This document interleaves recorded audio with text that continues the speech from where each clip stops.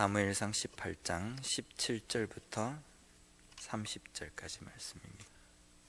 요즘 계속 나오는 본문은 사울이 다윗을 질투하고 시기해서 다윗을 죽이려고 하는 좀 그렇게 썩 좋지 못한 그런 본문을 우리가 계속 대하고 있습니다. 하나님께서 우리에게 이 말씀을 주시는 이유는 우리에게도 사울과 같은 모습이 있기 때문에 우리의 마음속에 처음 들어오게 되는 시기심과 그 질투심을 우리가 어떻게 다루어야 하는지 그것에 대해서 말씀해 주시고자 우리에게 주신다고 믿습니다.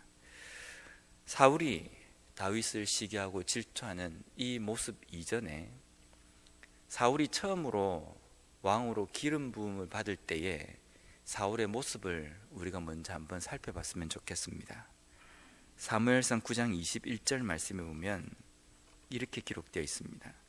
사울이 대답하여 이르되 나는 이스라엘 지파의 가장 작은 지파 베냐민 사람이 아니니까 또 나의 가족은 베냐민 지파 모든 가족 중에 가장 미약하지 아니하니까 당신이 어찌하여 내게 이같이 말씀하시나이까 하니. 사울도 처음에는 겸손했습니다. 어떻게 내가 왕이 될 수 있겠습니까? 내가 속한 지파는 이스라엘의 전체 지파 중에 가장 미약한 지파이고 우리 집안은 그 베냐민 지파 중에서도 가장 작은 집인데 어떻게 제가 이스라엘의 왕이 되겠습니까? 라는 겸손한 표현입니다. 이 겸손했던 이 사울이 어쩌다가 이 지경까지 되었는가라는 겁니다. 자신의 수하에 있던 소위 말하는 장수라는 다윗이 전쟁터에서 승승장구해서 사람들이 자신보다 다윗을 좀 더 칭찬했다고 해서 다윗을 시기하고 심지어는 그 다윗을 죽이려고까지 합니다. 겸손했었던 사울이 왜 이렇게 되었습니까? 만약에 사울이 이 겸손했던 왕의 초창기에 그 마음을, 초심을 잃지 않았다고 한다면 사울이 이 지경까지는 되지 않았을 겁니다. 그런데 왕의 자리에 올라서 그 왕의 자리에서의 높은 그 권력의 맛을 보고 난 다음에 모든 것이 자신에게 집중되어 있고 무슨 일이든지 왕이 마음먹는 대로 되는 일들, 되는 삶을 하루 이틀 겪다 보니까 그 권력이 사울로 하여금 마음속에 세상에서 내가 가장 훌륭한 사람이구나, 이 이스라엘에서 내가 최고구나 라는 생각을 하게 된다는 겁니다. 내가 이 이스라엘에서 가장 높은 사람이고 내가 가장 위대한 사람이다, 이 생각이 머릿속에 딱 박혀 있으니까 그 자리를 올라오는 어떤 사람, 어떤 존재에 대해서는 이런 마음을 가질 수밖에 없습니다.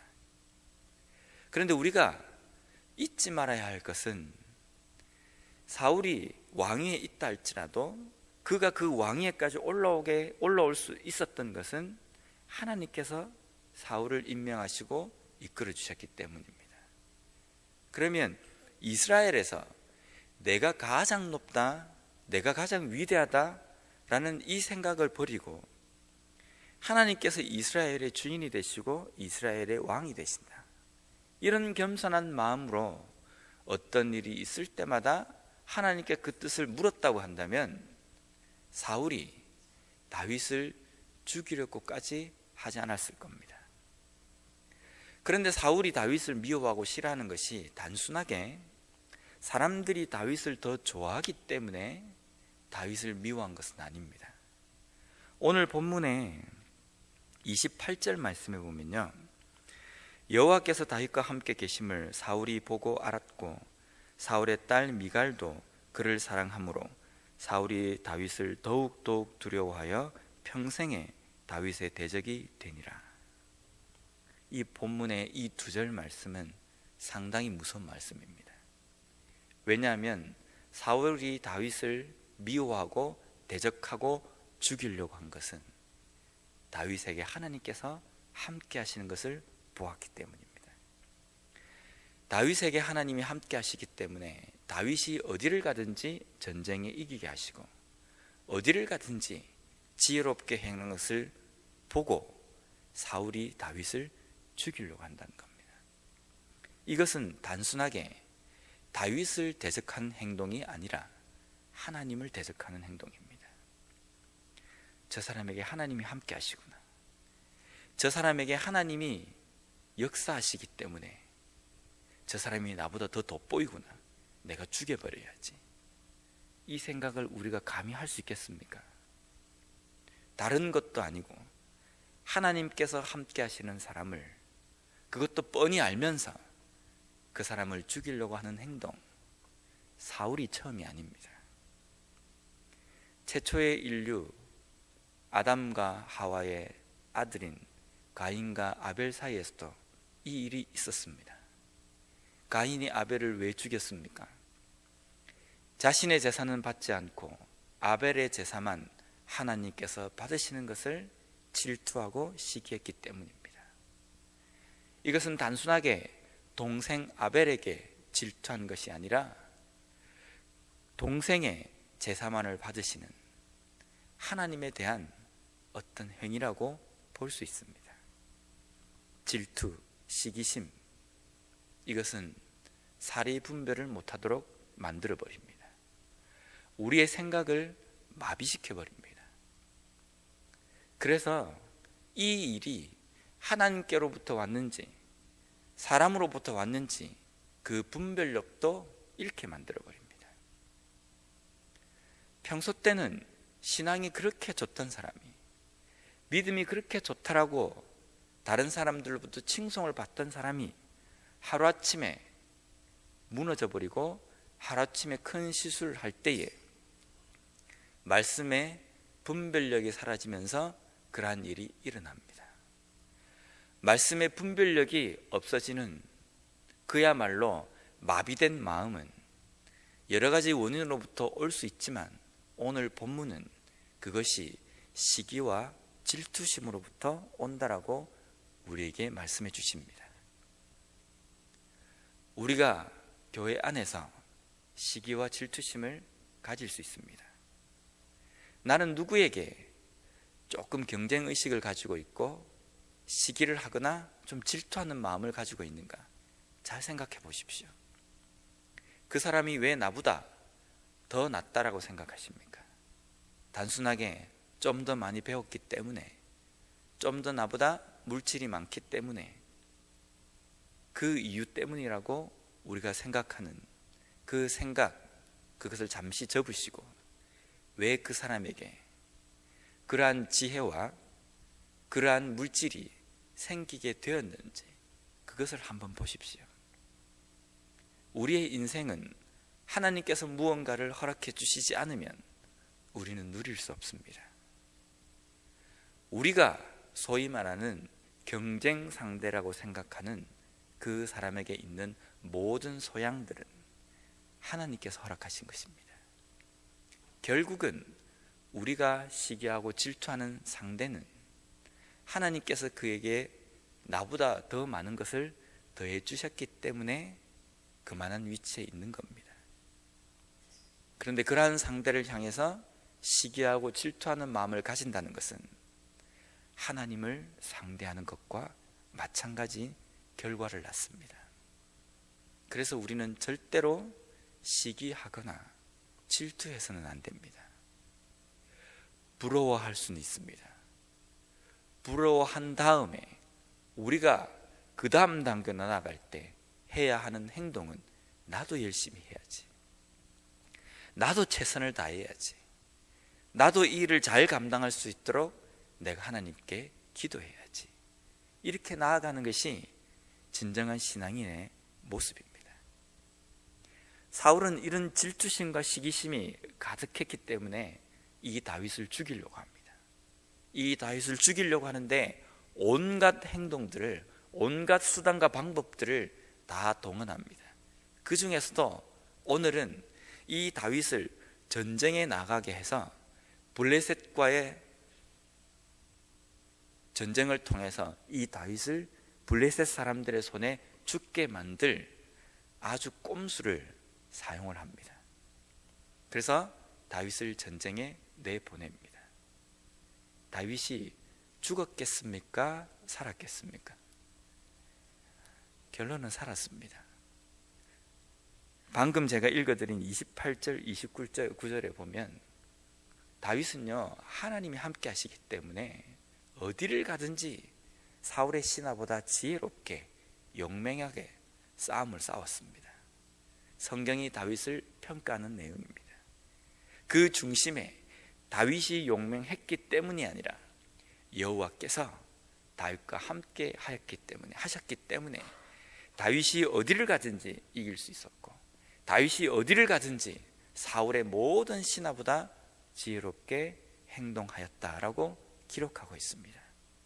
주체는 여호와 하나님입니다. 하나님께서 함께 하시는 사람의 한계는 어디까지라고 생각하십니까?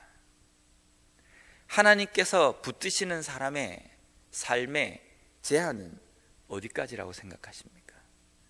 저는 개인적으로 하나님이 함께 하시면 우리 인생 가운데 제한은 없다라고 생각합니다. 하나님께서 우리를 이끄시고 우리를 붙드시고 우리와 동행하신다고 한다면 우리의 인생의 게임은 끝입니다. 그 앞에 어떠한 벽이 온다 할지라도, 누가 나를 잡아 죽이려고 한다 할지라도 하나님께서 함께 하시면 그 문제도 되지 않는다는 겁니다. 사울이 그 많은 군대를 동원해서 온갖 방법 수단을 동원해서 다윗을 죽이려고, 다윗을 제거하려고, 없애려고 했지만 다윗의 머리털 하나도 건드리지 못했습니다. 이유는 다윗이 용맹했기 때문이 아니라 여호와 하나님께서 다윗과 함께 하셨기 때문입니다. 여호와 하나님께서 함께 하시는 사람, 하나님께서 동행하시는 사람, 그 사람은 세상이 무서워서 벌벌 떱니다. 저 사람이 너무 위대하기 때문에 어떻게 해보려고 해도 해볼 수 없습니다. 왜냐하면 하나님께서 함께 하시기 때문입니다. 오늘날 우리의 삶에 하나님은 어디 계십니까? 하나님은 우리와 함께 하시고 동행하십니다. 다윗과 함께 하시고 다윗에게 승리하게 하시고 다윗을 지혜롭게 하신 그 하나님이 오늘날 우리의 삶에도 역사하고 동행하고 계신다는 겁니다. 그럼 우리의 삶은 사울의 삶과 닮았겠습니까? 아니면 다윗의 삶과 닮았겠습니까? 똑같이 다 있습니다. 사울과 같은 시기와 질투심도 있고요, 하나님이 나와 함께 하시기 때문에 다윗처럼 어디를 가든지 지혜로울 수 있고 용맹할 수 있습니다. 그런데 우리의 삶에 떨어진 과제가 있습니다. 그것은 내 마음속에 오는 시기와 질투심을 어떻게 처리하고 다루느냐 하는 것입니다. 그것을 내가 온전히 처리할 때에 내 속에 역사하시는 강력하신 하나님의 능력을 발휘할 수 있고 경험할 수 있다는 겁니다. 그러한 마음이 있을 때에는 하나님께서 우리를 돕기 위해서, 하나님께서 우리를 이끄시기 위해서 우리를 붙드시려고 하지만 그것을 처리하기 이전에는 하나님께서 우리의 삶 가운데 역사하시지 않으십니다. 오늘날 우리의 삶에, 우리의 마음 가운데 있는 사울과 같은 그런 마음을 어떻게 처리하기를 원하십니까? 또 어떻게 처리하고 계십니까? 세상에는 나보다 뛰어난 사람들이 더 많습니다. 나보다 못한 사람보다 나보다 조금이라도 더 나은 사람이 더 많이 있습니다. 그 많이 있을 때마다 왜 저 사람은 만만이고 나는 천천밖에 되지 않느냐, 시기하고 질투하는 것으로 살아간다고 한다면 매일 매 순간마다 우리의 마음속에는 그 마음이 사라질 수 없습니다. 오히려 저 사람에게 만만이고 나는 천천이라고 한다면 나도 만만이 되기 위해서 하나님 앞에 기도하며 더욱더 하나님께서 내 삶 속에 강력하게 역사하실 수 있도록 내가 거룩하고 깨끗한 심령이 되어야 되겠다. 그렇게 나아가는 것이 하나님께서 원하시는 삶, 하나님의 백성들의 삶이 될 수 있습니다. 분명한 것은 다윗과 함께 하셨던 그 하나님이 오늘 이 순간에도 우리와 함께 하십니다.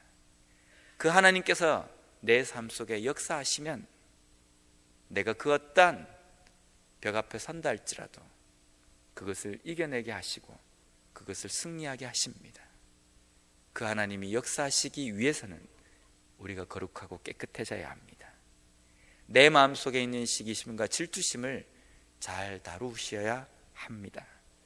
오늘 하루도 우리에게 오는 그러한 마음들을 제대로 말씀 가운데 잘 다룸으로 말미암아 오늘 이 하루에도 나와 함께 하시는, 내 삶 속에 역사하시는 그 하나님을 온전히 경험하는 우리 모두가 되었으면 좋겠습니다.